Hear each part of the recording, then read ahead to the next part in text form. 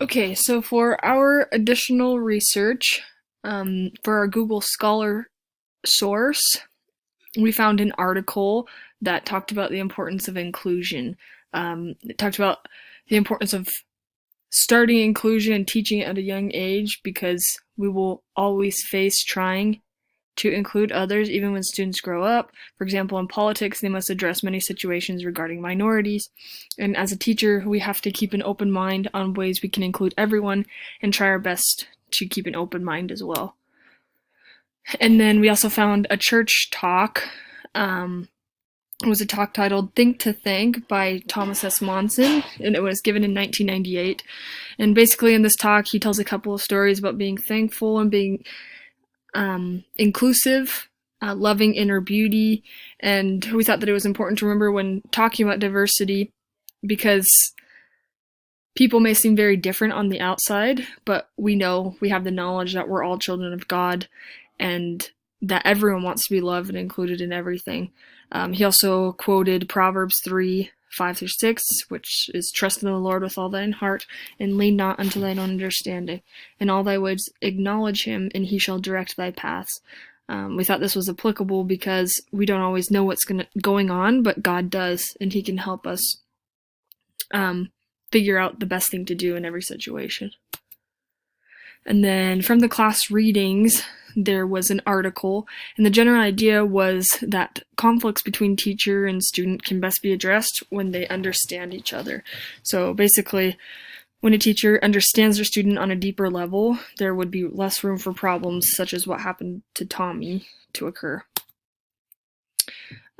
So our solution one that we had from our past presentation was to talk with Tommy individually and to try and come to the root of the problem.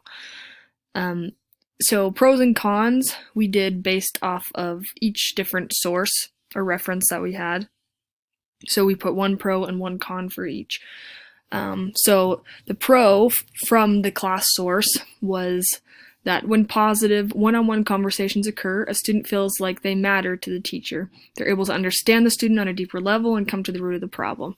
And the con is that it may be difficult and take some time to break down the wall and reach that understanding. It requires extreme patience from the teacher, as it may take more than one conversation. And then for the scriptural reference, a pro was that Christ taught one by one, and this can be very helpful with students to better understand how to help them in their own situation. A con of this is that if teachers take students out, more singling them out in a negative way, it would be harder for them to want to talk. And then for the Google Scholar source, a pro is that if we know the problem, we can think of a way to help him or her feel more included. The con is that the student may feel singled out in comparison to the rest of the class. So our solution 2 was allowing students to individualize the prompt. So giving them a different prompt that they would be able to choose something where they don't have to write just about their own family. They could write about their friends, about themselves, something to individualize it. So for a pro for the class source was when a teacher understands their students, they're able to individualize instruction.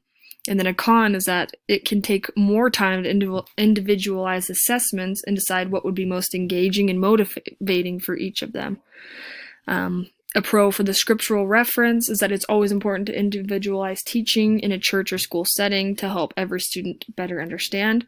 A con is that it can be difficult to individualize every lesson that is taught. For the Google Scholar research, a pro is for a teacher to be more inclusive, they should offer more options for the diverse setting of students. A con is that a teacher might have a difficult time thinking of ways to make sure each individual student is included. And then our solution 3 was getting more information about the student from administration or others, such as people who are in charge of foster care and things like that. So a pro for the class source is that outside information can allow for greater understanding of a child's background and how to best support them. A con is having to schedule an appointment to meet could be difficult and would take time out of the normal teaching schedule and planning schedule, as well as finding people who know the student's background in order to help support learning could also be difficult. And then pro for scriptural reference administration and outside support know more in depth of the student situation and can definitely help in a lot of ways. The con is that they don't know everything that's going on. For the Google Scholar research, the pro is that in order to be more inclusive, it's important to know where the student is coming from.